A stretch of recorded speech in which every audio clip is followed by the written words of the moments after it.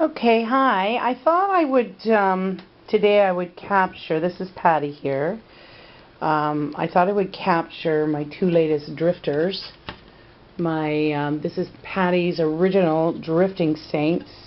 I have another one in the works here too that I'm building up. But I had actually a commission or a request for a couple of these.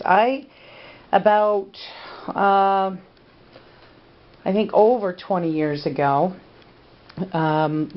when I had first gone out into the art field in a commercial venue, I suppose, when I started selling my stuff as opposed to just doing them as gifts and things like that. I've been an artist all my life and a wannabe full-time artist, but that's another story in another video.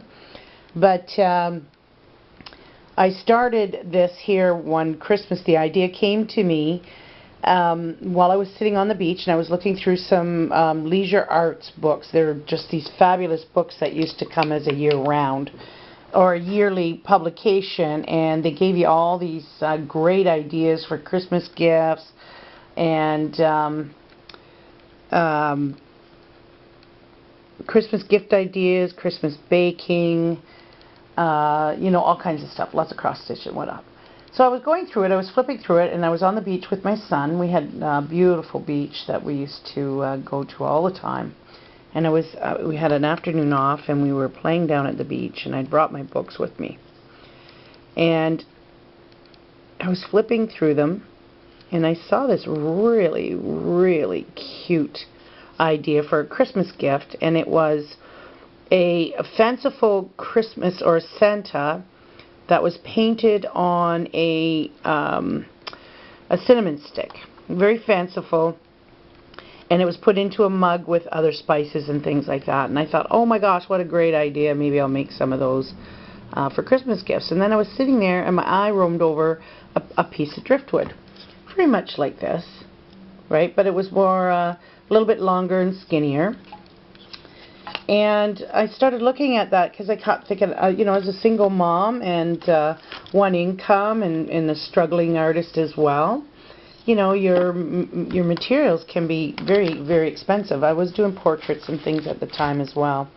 And it just was like an epiphany. And I thought, oh, you know what? I could paint Santa Claus faces on driftwood and make them into ornaments.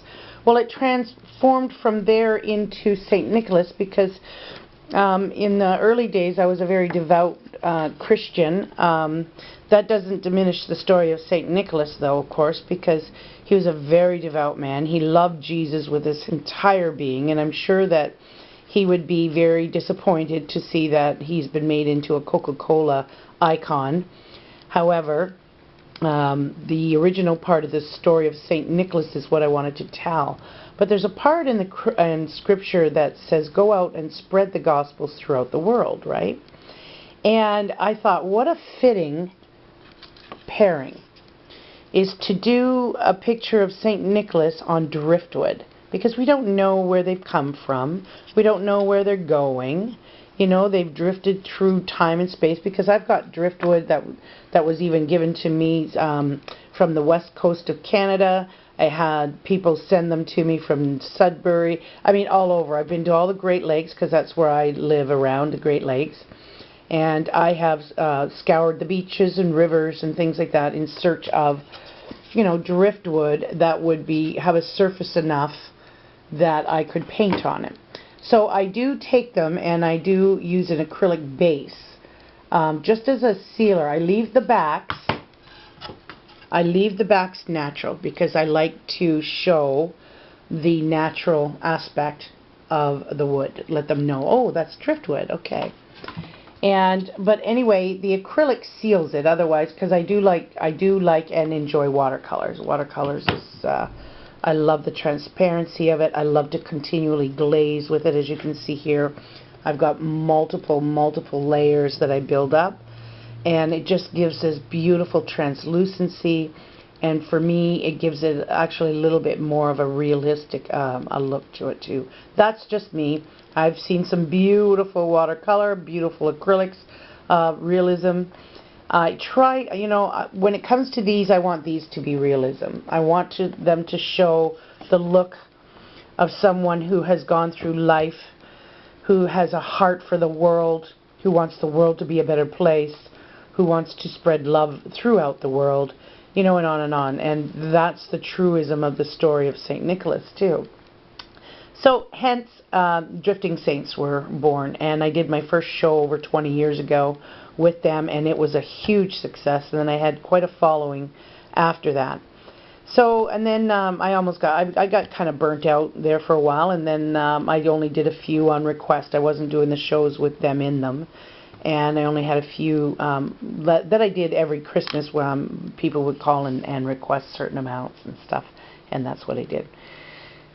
So this year, it's 2013 now, and a couple of years ago I did another show, and I thought, you know what, I think I'm going to do a bunch more Drifting Saints. So they kind of had a resurgence, and it was so amazing because this art show, Art in the Park, is a huge show that every year that we have in this area, and people from all over, as far, you know, 3.5, 4 hours away come down to the show. So anyway, I had people coming up to me saying, oh my gosh, I bought one of yours Drifting Saints, you know, 20 years ago, and I still have it. And they pull it out every year, and it's wonderful to hear the stories.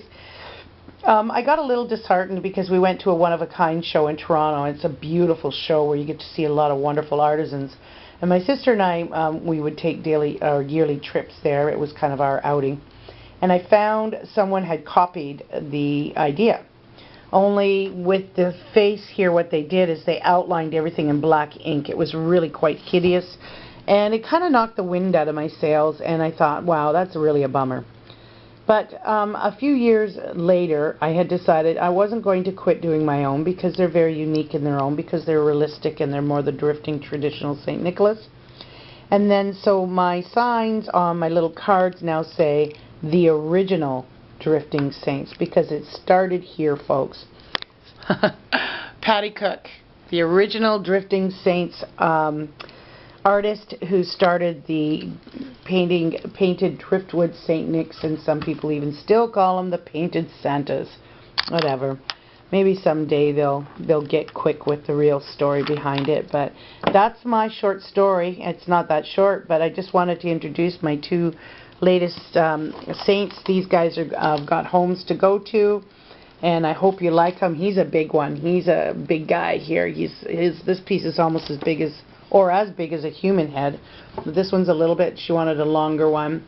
And this was a darker piece of wood too. So he's got the glazing on here is a little darker. I've got a little bit more detail work I want to do. He's a little more wide-eyed than I normally do. I usually have more of a smiling eyes, but you know what? It's come to the point now where I look at the wood and I can actually see the face before I'm even going to paint it. The wood tells me who the expression is going to be.